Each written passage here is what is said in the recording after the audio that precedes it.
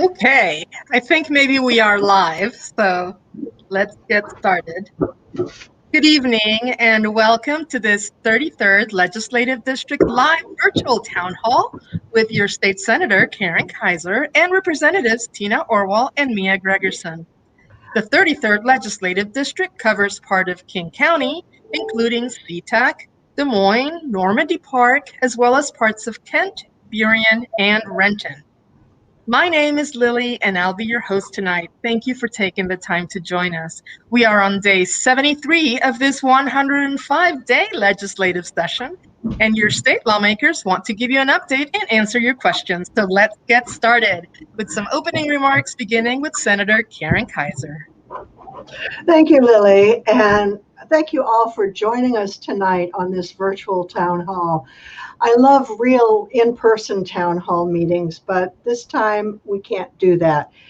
The good part of having a virtual town hall, though, is more people can join us and we can talk and interact on the virtual level. But by next year, I hope we're back in one-on-one mode with our town halls. My name is Senator Karen Keiser. I represent you in the state legislative House chamber known as the Senate. And I work in the Senate as President Pro Tem, which means I preside for the body, for the entire body, when the Lieutenant Governor is not available. And I also serve as chair of the Senate Labor, Commerce, and Tribal Affairs Committee. I also serve on health care and long-term care. Also on Ways and Means, which is the committee that builds the budget. And last but not least, I'm vice chair of the Rules Committee. So that's my official job, but my real job is representing you. So tonight, let's hear what's going on in your lives and what's on your mind, rather than me telling you what I've been up to. We can discuss that later. Thanks again for joining us tonight. Tina. Thank you. I'm Tina Orwall, and I have the honor of representing our district in Olympia. My roles, I'm Speaker Pro Tem. I also serve on public safety, civil rights and judiciary, and rules.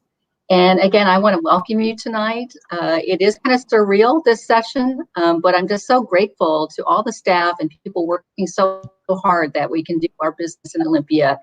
And we have a lot to do to support families that are struggling and businesses that are struggling. So again, it's an honor to be here, and I look forward to hearing from you tonight. And I'm Mia Gregerson, and I'm so happy to be here representing the 33rd. Also, I have the best seatmates ever. My committee assignments have changed a little bit since last year. I'm the vice chair of appropriations, and we're getting pretty excited to roll out a budget here later this week. It's a very busy time. I'm vice chair of the Members of Color Caucus, and we're growing by leaps and bounds. So we're a very busy caucus there. I'm now a member of the Rules Committee, and I'm still on state government and tribal relations. So I'm excited to have a good conversation tonight, and I miss seeing you in person, and I hope everyone's doing well. All right, thank you. Folks, Representative Orwall would like to start addressing misinformation regarding a housing bill. Take it away, Representative Orwall. Thank you, Lilia. Yeah, I wanted to talk a little bit tonight about House Bill 1465. You know, leading into the session, I was just really worried about people staying in their homes. Many of you know I've worked on foreclosure for many years, trying to help prevent people from going into foreclosure. I'm worried about people who need rental assistance, as well as people who don't have homes. And so I introduced House Bill 1465, and it's about a progressive estate tax. The first thing I'll tell you is that it had a hearing, but it's not moving. But I wanted to tell you a little bit about what it would have done. So a progressive is, we looked at right now, if you have an estate that's worth over 2.1 million, anything over that amount is subject to capital gains. Now that was passed years ago, long before I was in the legislature. So my bill actually moves that from 2.1 to 2.5, and about 25% of people who pay it now would no longer pay it. and another 53% would actually have a reduction. As you get to levels above 10 million, as far as the value of the house, then they go up slightly over time. The biggest increases are really these that are worth 50 million or actually $1 billion. The reason I introduced, and also there's family businesses, we want to make sure we're giving them more reductions. But the reason I introduced it is that, one, I was just really wanting to reduce estate tax for many families. And I also wanted to have revenue for services like foreclosure prevention, housing equity, helping the homeless. And it seemed like maybe a possible funding source. I guess the last thing I would say is I'm really worried about our tax system. It really is kind of upside down and it's not fair. I feel like it's a really heavy burden on working families, on seniors, on small businesses. And so even though this bill is not going forward, I hope we can have a conversation about how do we create a tax system that's fair for all. So again, I just wanted to give you that update and thank you. All right. We're going to start with a question from a nurse who unfortunately we don't have a name. She is asking, as an RN at a local hospital, if I get sick due to exposure to COVID, would I be required to use my personal paid time off hours or personal or paid time off hours to quarantine? If it's the second option, this is not fair for healthcare workers. Well, I'm going to agree with you. I wish I knew your name and what hospital you're at. And I would say if you are exposed, you do need to quarantine. Even if you don't get sick, you need to take time away from the job. And this is one of the reasons why I introduced and am working hard to pass what I call my HELSA bill, which is the Health Emergency Labor Standards Act. And we have that bill, which, by the way, just got out of the House committee today and is going to be heading for the floor, provides many local protections for what we call essential workers. And obviously, healthcare workers are part of that. I began thinking about this bill last spring. My daughter worked as an EMT with an ambulance company. She was exposed to COVID 5 times. Each time she had to take 10 days off in quarantine. And she ran through her sick leave and her paid time off in about 2 exposures. And the next 3, she just had to go unpaid. It was outrageous. She showed me how unfair the system is. And we have grocery store workers who've been going to the grocery store and working every day all through this awful pandemic and having the risk of exposure. So the HELSA bill, which is Senate Bill 5115, started out as a big omnibus bill covering everybody and providing all kinds of very important safeguards.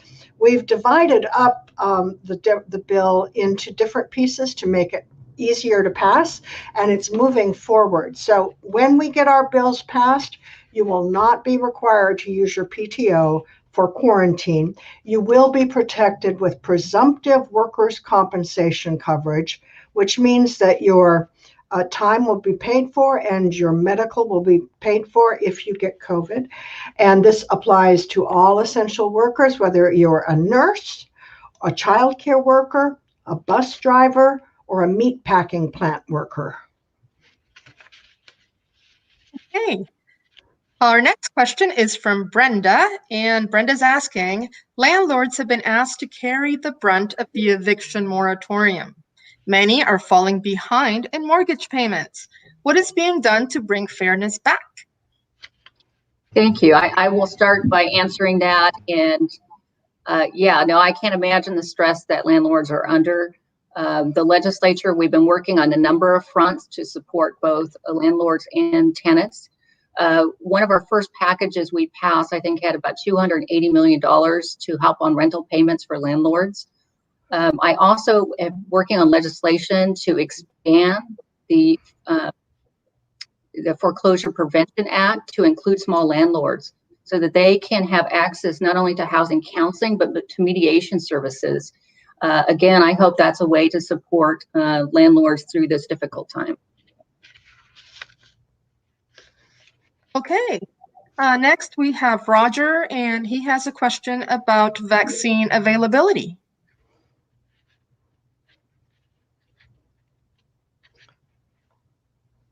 I don't know who wants to jump in. I do know. I'm just wondering what the question is exactly about availability. Oh, sorry, about, it's difficult to find them right now. Senator, do you want to start on that, or you want me to? I'll just start with this. About 2 months ago, I started making a lot of noise and pushing a lot of people to get more access to vaccines in South King County. I was really pleased that King County Public Health did open a mass vaccination center at the Showware Center in Kent and also down in Auburn. So that was a big step in the right direction, but we have a lot further to go. And we are working at many levels. The CMAR clinics are having vaccinations available and appointments available. A lot of teachers and educators can get vaccinations at their local drugstores now. And so we're coming forward with much more availability than we had before. Now, we still have the tiers of individual groups that are, I guess you'd say, legal, although it's an honor system, to get a vaccination.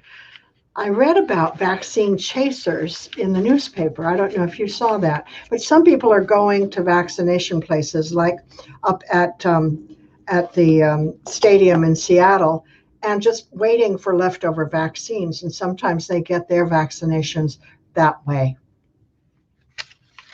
Okay. Yeah, and the other good news is that I think starting on Wednesday, they'll go into phase 1B in categories 3 and 4. So that's going to open it up for people over 60 and people with comorbidity and have other medical conditions. So we really hope that opens it up for a lot more people in our community to get the vaccine.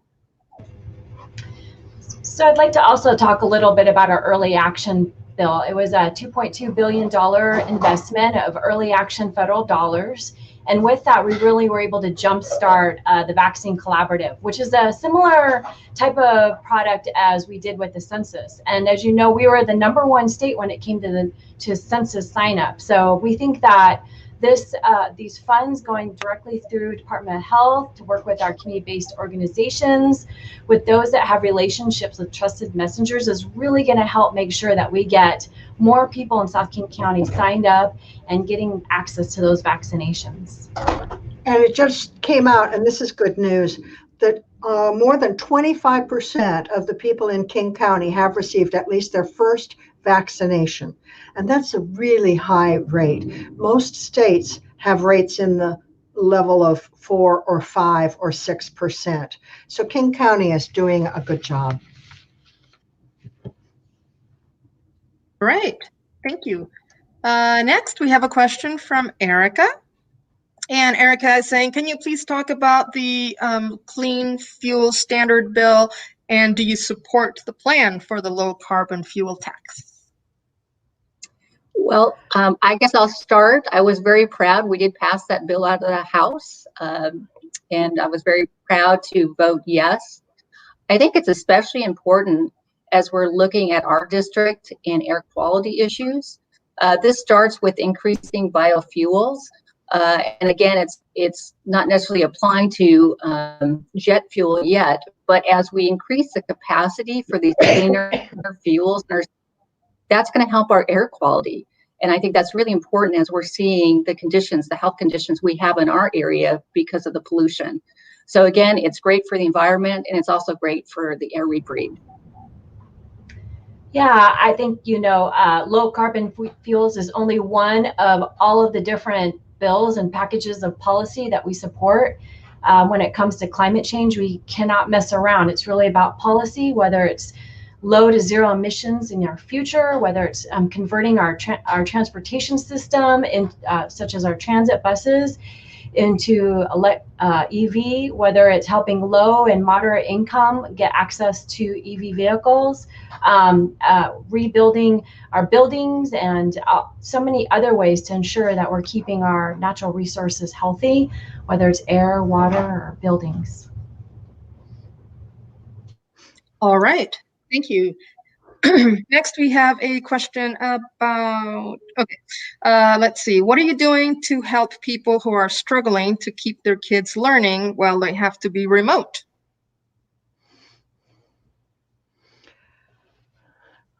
So I think Representative Gregerson, that would be.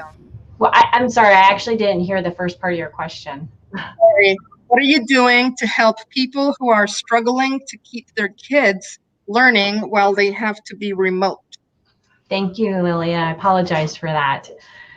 Yeah, remote learning loss is a huge deal. We've been dealing this now for over a year, and our poor parents and teachers are really suffering from having to also be navigators of the system, whether it's the devices or navigating the platforms.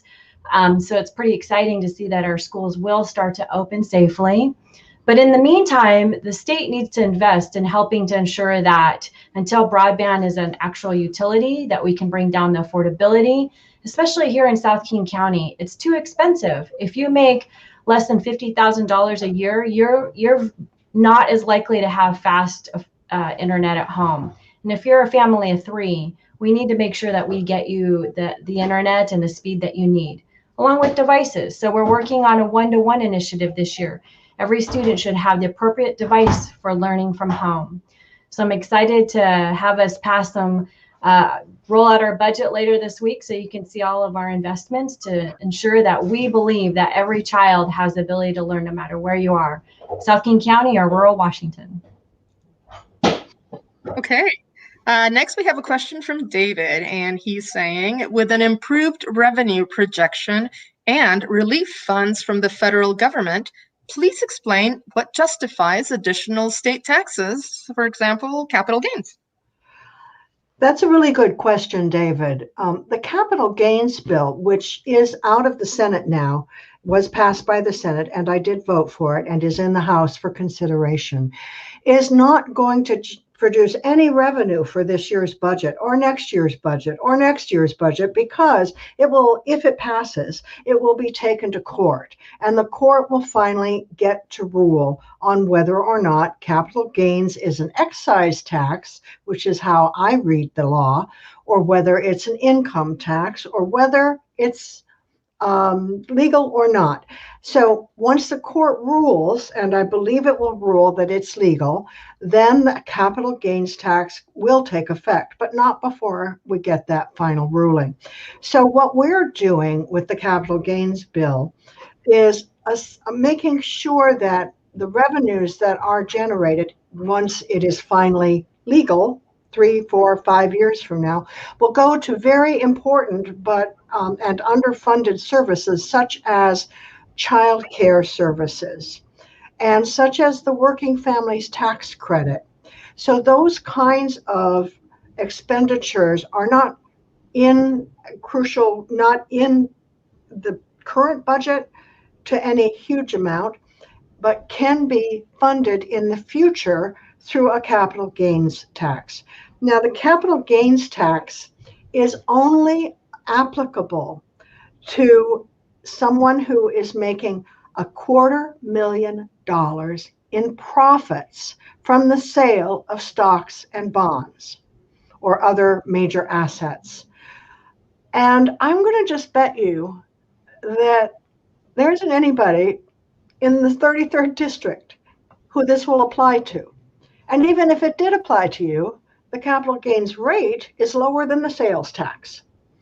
So keep in mind that this is only for the ultra wealthy and well off and economically secure. And it is part of our effort, as Tina mentioned earlier in this town hall, to turn our upside down tax system right side up, so that currently the lowest income people in our state are paying a much higher rate of state taxes than the highest income people in our state.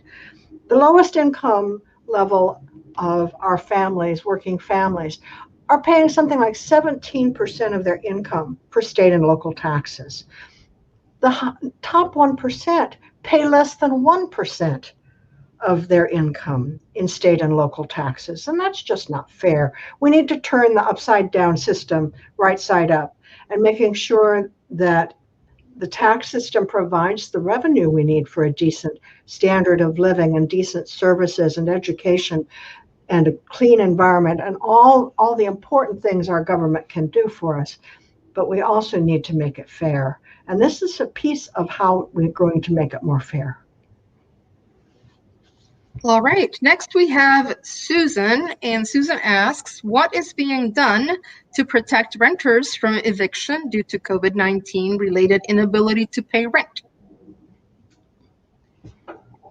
Well, we just saw a recent executive order by the governor who extended the moratorium until I believe the end of May. Is that true? And that's going to bring so much relief to renters and workers who are worried about their future. In the meantime, as you know, the federal government just released a huge package. I know we're calling it ARPA, but and it's got a very long title. But with that are going to be hundreds of millions of dollars coming through the state that'll go directly to landlords to be able to work on mitigating all of the back rent. So those are the discussions that we're going to be having in the next few days. And I hope that you'll get involved to ensure that we are doing exactly what we need to with those dollars, what they're intended to do. And that is to help renters pay back rent while they're trying to continue to go back to work, keep them and their families safe, and then also be able to put food on the table. So these are really important decisions we're making, and I feel very confident that the state will be there to support renters who will be facing large rent when the time comes. Yeah, the other thing that's being done is that there's a couple counties, including King, that's piloting a program. It's almost like a mediation program with court that brings renters and landlords together to negotiate payment. And again, reaching that agreement and avoiding eviction. So we're really glad that's happening in King County, and we're looking to expand that in other parts of the state. Okay, next we have a question that doesn't have a name. But the question is, why has the legislature not funded the working families tax credit even after it's been in the books for over a decade? Right. I'll speak to that because we came out with our operating budget. We're coming out with it tomorrow. We got a little bit of a preview. So I'm going to tell you we are going to fund the working families tax credit. It was passed into law right before the Great Recession of 2009. I was there. I voted for it then. And we were, at that time, in a position financially and politically that the choice was in the Great Recession to have an austerity budget. So we cut. We eliminated the entire basic health plan. 110,000 people got kicked off the basic health plan. I was healthcare chair at the time, and I still feel guilty about that. It took us probably 10 years to come back to where we were in 2009 with our budget. And by 2019, we were in a place that was relatively stable. And then, of course, the pandemic hit. So we've been in a really awful budget squeeze for a decade since the Working Families Tax Credit was passed. It never got implemented. We're getting out of the budget squeeze now, and we're going to implement it. And that means that working families will be able to get a rebate on the sales taxes that they pay. And that will come through a kind of earned income tax credit, which is what is available at the federal level. Since we don't have an income tax, we can't do exactly the same program, but we can do a rebate on sales taxes through the Department of Revenue. And I think we've got it ready to go. I'm encouraged. Okay, so before we continue with another question, I want to tell you that you're getting kudos from some people. Arlene says she's impressed at how easy it was to join the meeting, as well as its quality, and that she would like to stay, but she has to go, so that's too bad. Goodbye, Arlene. All right. Next, we have a question from Matt on homelessness. Matt is asking, what are you doing to reduce homelessness in Kent Valley and address illegal camping in city and county parks and neighborhood car prowls? I will jump in first. Matt, that's a great question. It's really important. And it's important more than ever that people have homes. And of course, it's just heartbreaking to see throughout our community so many families, individuals that are homeless. One of the things we passed off the floor of the House today, which had very strong bipartisan support, was increasing what's called recording fees. And these dollars will go toward helping people who are homeless. A lot of the programs go through Commerce, and they provide services, services within housing and housing first. So that was millions of dollars that we will be using at the state level.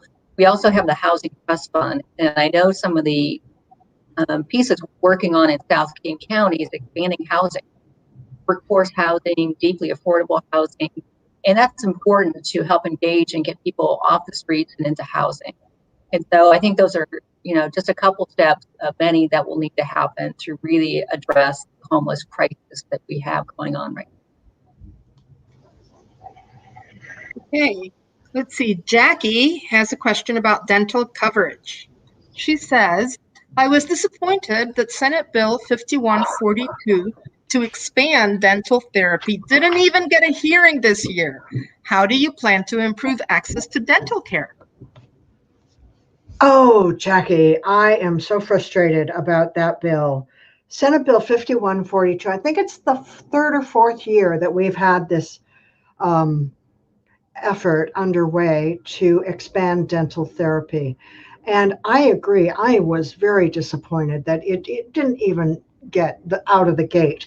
Dental therapy is opposed by the Dental Association.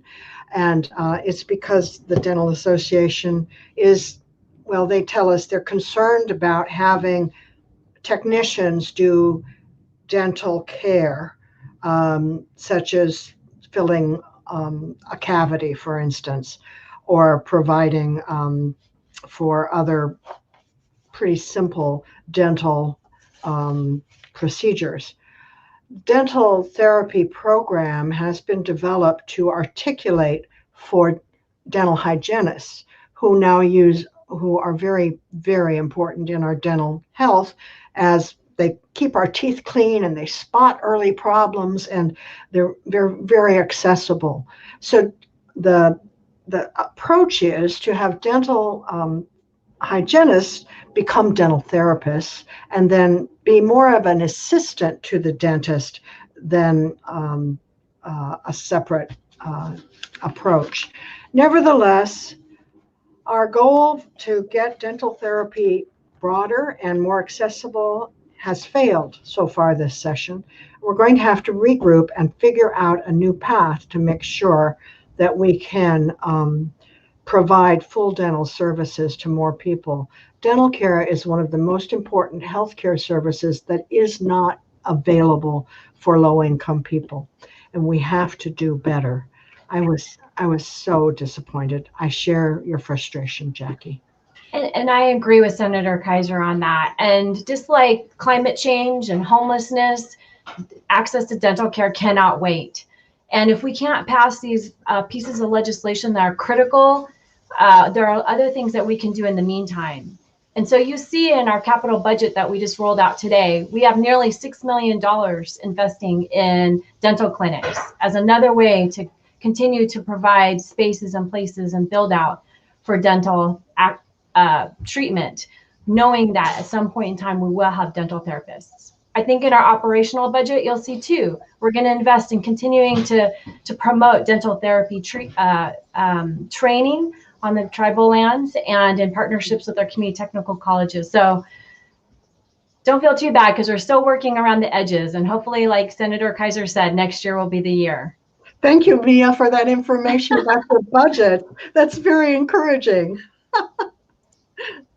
Okay, next we have Karen, who says, thank you for the ASL interpreter. So thank you very much. And Matt Mahoney says, hi, Tina, Karen, and Mia. Hi. Okay, let's get back to work. Okay, so we have Gail asking about voting. How are we ensuring that every eligible voter can register and vote? Senator Keiser, do you want to talk about the bill that you passed off the floor today? Well, we had, I think it was a 5-hour debate on voting today in the Senate, and we got the bill passed finally. Essentially, the bill would restore voting rights to people who complete their sentence in a state prison. And I tell you, the debate was enlightening in a sense, because many of the people who opposed the bill spoke about voting as a privilege, and being in a democracy is a privilege. But voting in a democracy is a right, in my opinion. It's a wonderful thing we have democracy, but restricting voting, in my view, restricts democracy, because you don't hear the voice of all the people. I kind of joke and say I think every baby born in this country should get a voting registration card when they get their birth certificate. And I honestly kind of think that should be true, because it's a right of every American to have an access to the ballot and to vote. And that's just a fundamental value and principle that I hold dear. I think voting in democracy is something that we've been watching for the last 4 years be under attack. And Washington State really went into the last 4 years with a lot of bills and a lot of policies that other states were envious of. But we can still move farther. And you're seeing us really invest in a better redistricting commission. We're making sure we're having public forums. We're also making sure that if ballot boxes are improperly marked, you will get in trouble. And we want people to feel safe in knowing that their ballot is going to go into the appropriate ballot box. And as Senator Keiser said, we're going to make sure that everybody knows that you're valid, and we're going to reduce as many barriers as we can for you to get access to voting, make it easier, and know when to vote.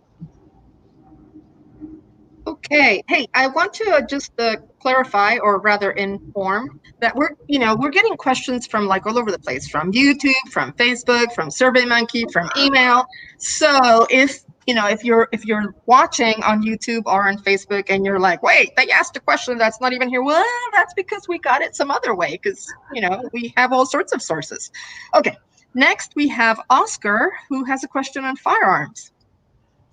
Given the many gun bills that died this year, what is the legislature going to do to stop mass shootings? Eesh.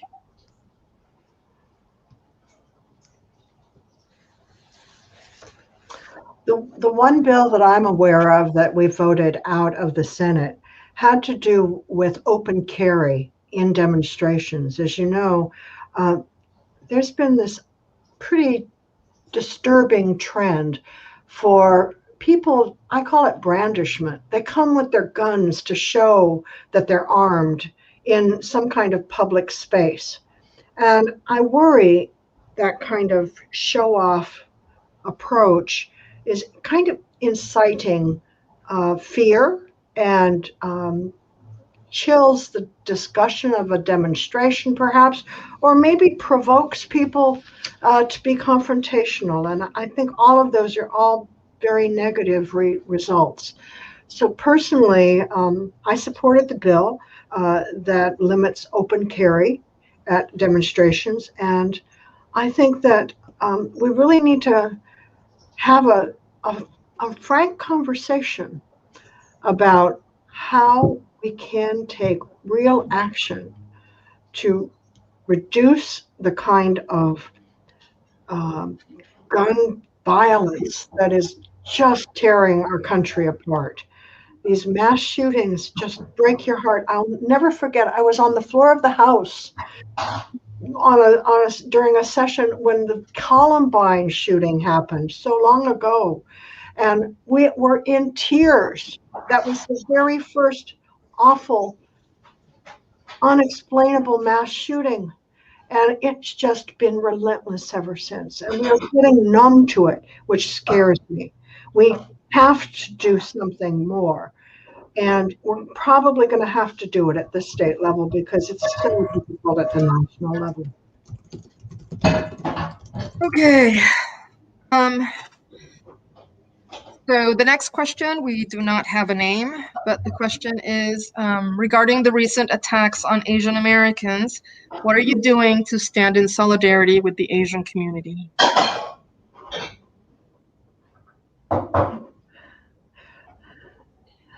I guess as the Asian, I'm asked to talk about that, it feels like. As you know, the Asian community, communities of color, Indigenous and Black communities are not a monolith.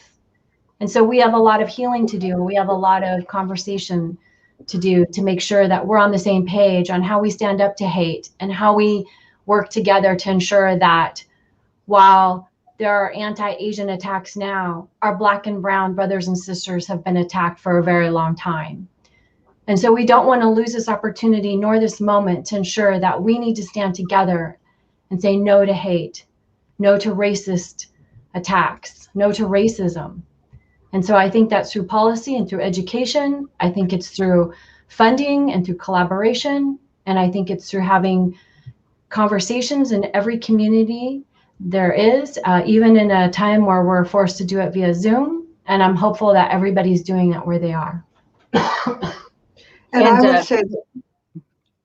I would just say we all need to speak out when really hateful things are said and hateful actions are taken, and not be silent. We need to speak and we need to object. In particular, with this situation, I point back to those awful slurs about the Kung flu or the China virus and all of the other slurs that came from our national president at the time. And we really have to be, we need to have to speak out and object to those kinds of hateful statements because they do provoke people to hateful acts. Yeah, and we do need to stand in solidarity. And we had a very important bill. Representative Valdez introduced the hate crimes bill, and I went through one of the committees I serve on. And the stories are just heart-wrenching. But what it does is it actually increases the penalties and crimes and amount of criminal action for people that commit hate crimes. It extends sentences. We didn't end up moving that bill, but I do think we need to take action to say we will not tolerate this. And it's just heartbreaking. So I think there's policy we need to do, but at the end of the day, we just need to stand together and just say not in our community. Okay. Well, I'm glad that Representative Orwall brought that up because that bill was actually put down because communities of color asked for that. Restorative policies and restorative action, putting black and brown people, criminalizing them is not something that we want to make worse. And I think our communities are so hurt right now that they're afraid that if they're not part of that policy building, then potentially we're causing more harm. So I think that setting that bill down was on purpose and intentional, but there's also a strong commitment, like I started off saying, is to bring all of our community together, regardless of race, creed, color, to ensure that as we talk about this very delicate topic, that we do it together and ensure that no one is hurt in the meantime. So thank you, Representative Orwall, for bringing that up. Yep. We will work together. Mm-hmm. Okay, we have a note from, let's see, Senator Noble saying, thank you, 33rd. So that's nice. That's nice. Okay, next we have okay, this one has no name again, sorry. There are many bills on police reform and police accountability. It's hard to keep track. Can you talk about those and what will they do? I want to just give a shout out to our colleague, Senator Joe Wen from West Seattle, whose bill on police reform passed the House today. I believe the bill is 5055. This is a wonderful bill. It went through my committee, so I worked on it personally, and it will reform the way police arbitrations occur so that it will be much more transparent, much more professional, and on top of that, we'll actually get the data that we need about how many of these arbitrations occur, because currently no one knows. We hear anecdotes, but we don't have any data and no real facts. So that's one of the first bills coming from the Senate to pass both houses, headed for the governor's desk. But one of the very first bills we passed was a bill by Representative Lovick, John Lovick, another wonderful former police officer. And Tina, you could probably explain that bill better than me. Yeah, no, he's done such great work. Representative Lovick, Representative Johnson, Representative Entman are really been our leaders on the House side. And he's worked bills from the collection of data around excessive force. We need to understand what's going on in our communities to really take action. We also, Representative Johnson has a bill about excessive force as well, and what are the practices that really lead to de-escalation, and how do we have training and accountability that those are used. And so that was one of the important bills that was sent out of the House. Representative Entman has a bill about accountability and setting up an independent office that can review cases of excessive force. And so again, I think it is that accountability and tracking and transparency that's so needed in our system. And there's one other really big Senate bill on state certification. To be a police officer, you have to have a state certification, and the bill will reform how that certification is allowed or is taken away. And it's a very big bill. Yeah, we named some of our colleagues who are working very hard and were leaders in this space, but I feel like we should also mention Representative Tai and Representative Ramos. Mm-hmm. There really was a very large group of folks who spent the entire interim talking to community and listening, really trying to work hard to build trust and preserve what little we have left when it comes to law enforcement and our communities of color. And I know we talked earlier about gun responsibility bills, and we didn't have a whole lot to say. And part of that is because our focus this year really was around police reform and sentencing reform.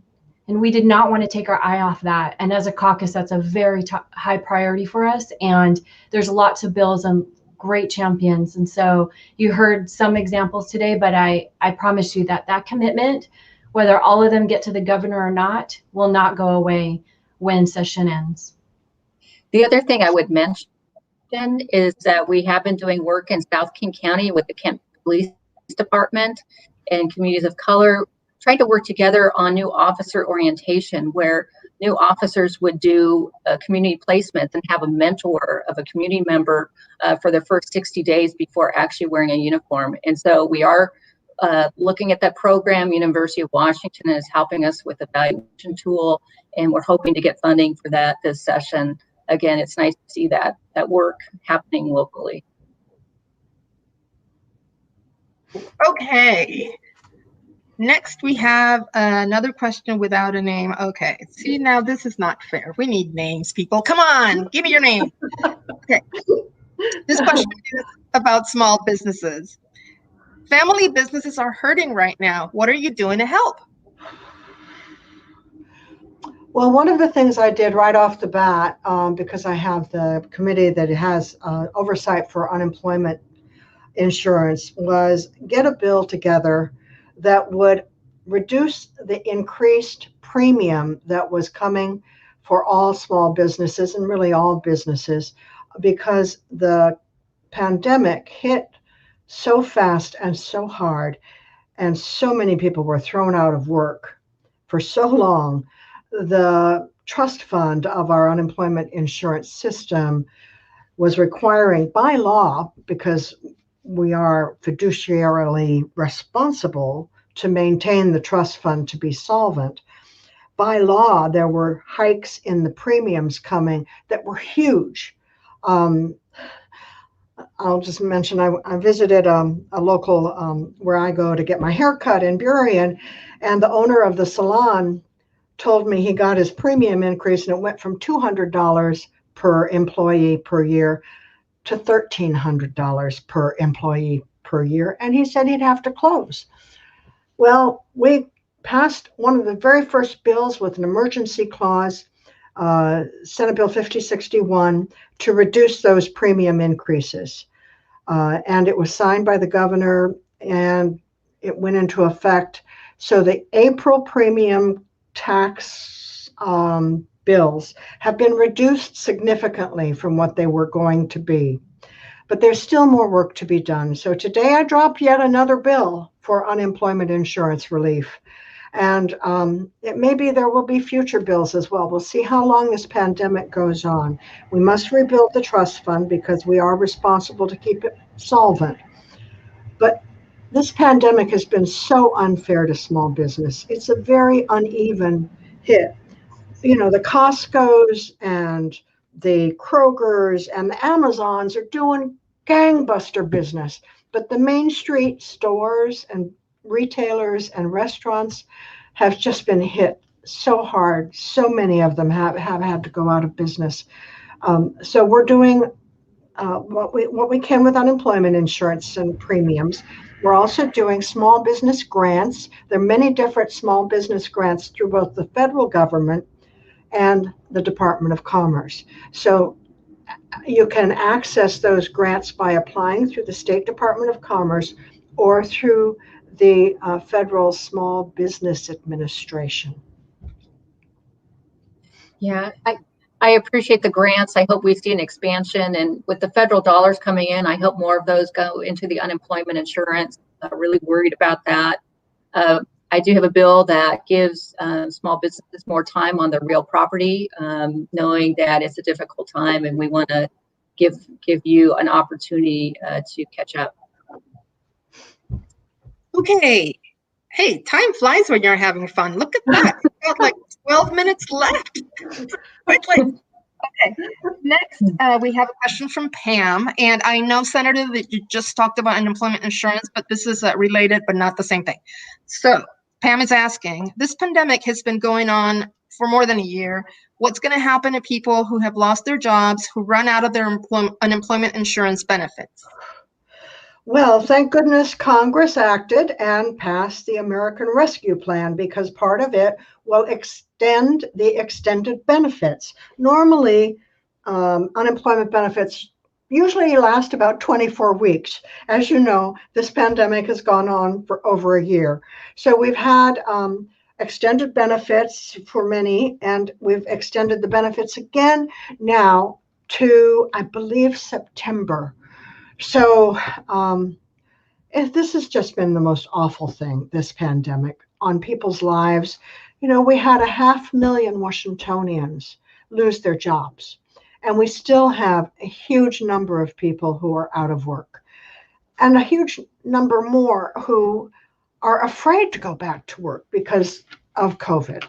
So a combination of having a safe workplace through having safe labor standards and employer standards for people, and having a secure unemployment benefit program is part of our safety net. And I think, God willing, we'll make it through if this pandemic dies down now in the next 6 months or so. And I want to also pay recognition, because it's very South King County. There's 100,000 undocumented workers in our state, and they do not qualify for unemployment insurance through the federal government. So the state has stepped up, and early this year we passed $65 million to, again, make sure that there are payments going out to our undocumented workers who are doing lots of work in our community and deserving to have these funds. We're hopeful that more and more are going back to work, but we're committed to continuing to fund that fund until we're through this pandemic, and ensuring that even those that don't qualify for the unemployment benefits through the federal government also have unemployment security. All right. So now we're switching gears and we have a name. Jeannie.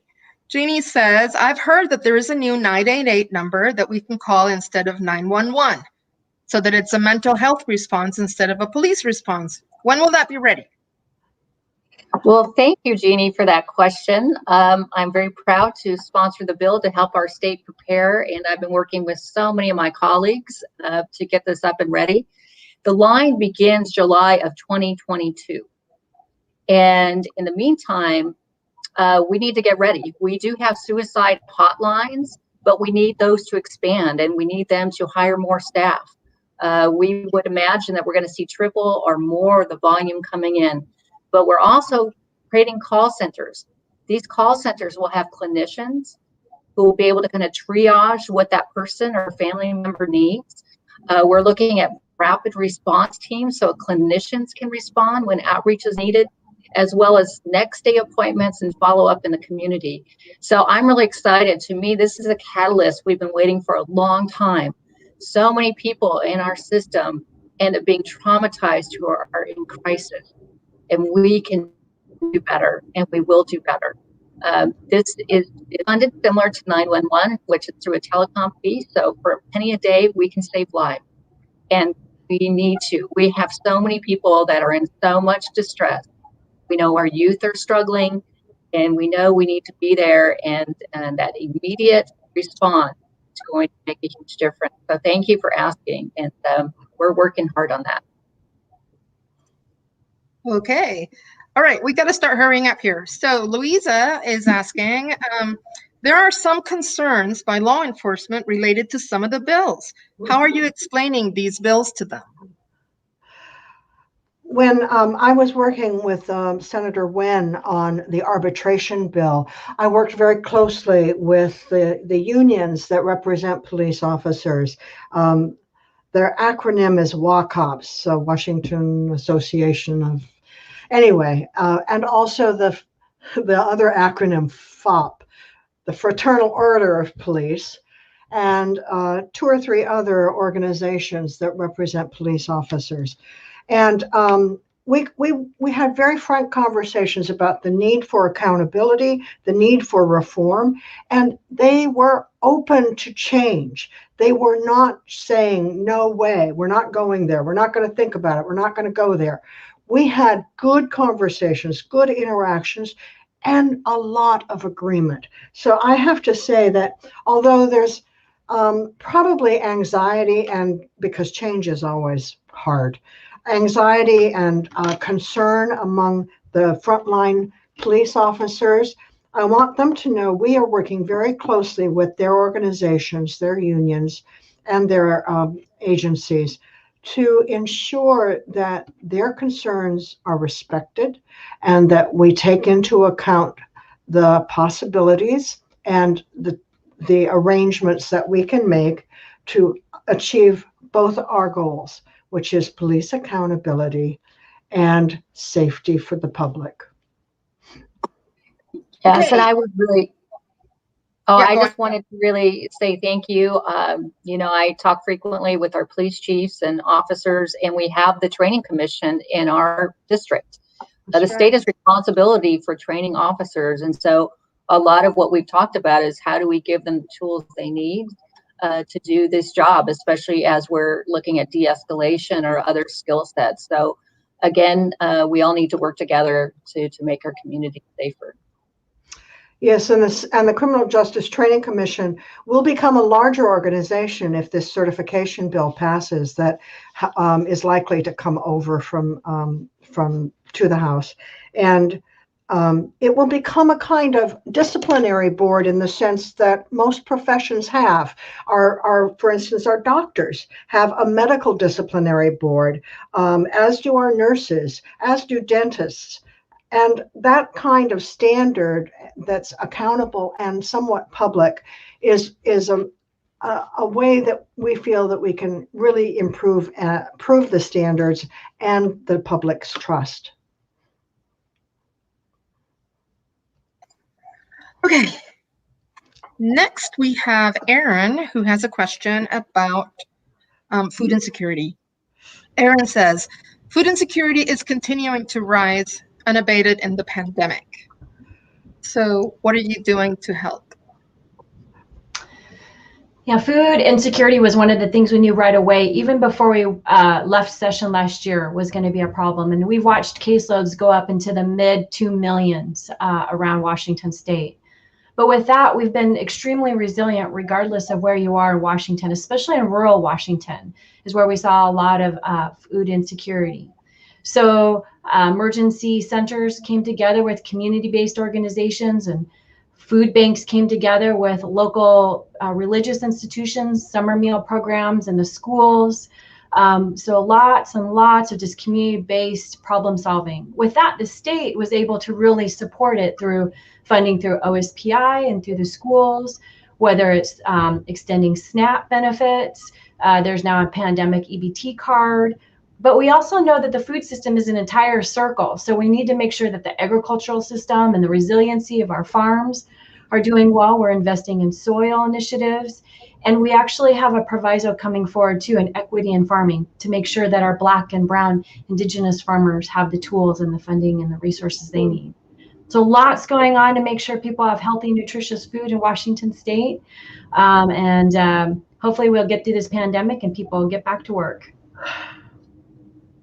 Okay, our last question for the evening is from Shelley. And she says, when will our kids go back to school full time? Hey, I love my boys, but I'm not the greatest teacher. Oh, it's a gamble to predict anything with this pandemic, which is so diabolical. But I hope next fall we'll all be back in school and in person. And one of the big issues and side effects of having kids at home learning at home is that a lot of moms have quit their jobs and dropped out of the workforce to make sure they could help their kids get the learning that they needed. And I know personally several women who have quit their jobs, good jobs, and gone home and are working with their kids. And we've seen the lowest rate now of women in the workforce than we've had in 30 years in this country. And it's kind of ironic that today is Equal Pay Day, which is 3 months into this year and is the day when women normally would have equal pay, would earn equal pay with men. It takes 3 months longer. But with all the women dropping out of the workplace, I fear for equal pay. Okay, we are done. It is 7:59 and 37 seconds. Look at that. Okay, so next we're going to go to closing remarks. But if we couldn't get to your question, or if you sent us a question in one of the many ways that you could send us a question, please know that we are going to be forwarding all the questions to the 3 members, and they will be getting back to you if they have good answers for you. So we're going to start with closing remarks. Senator? I want to thank you, Lila. You've been a great moderator, kept us on track and on time. Thank you very much. And all the staff that's helped with putting this town hall. I want to thank everybody who's tuned in. I hope we've covered your concerns at least a little bit, and hopefully we can do this again. One of the good things about the virtual space is more people can participate, and that's always important in a democracy. Thank you for joining us.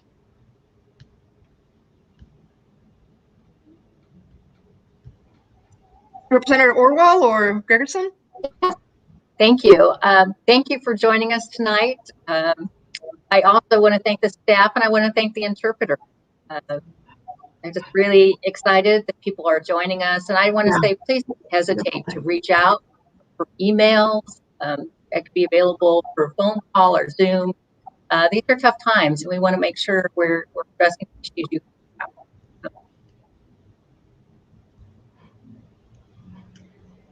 I too want to thank everybody for your commitment to learning about the issues, and we hope that we're doing the best we can to make you feel comfortable so you can reach out anytime, whether it's by phone or by email. We have a district office in Kent, so at some point I hope that that's back open again. And thanks again for joining us. Oh, look at there's Tawana on. Hi, Tawana. Hey, folks, thank you so much for joining us. And, we're doing a lot of these events, and we'll probably have another one for the 33rd after session, to give you all the scoop. So take care and good evening, everybody. Goodbye. Bye-bye. Thank you.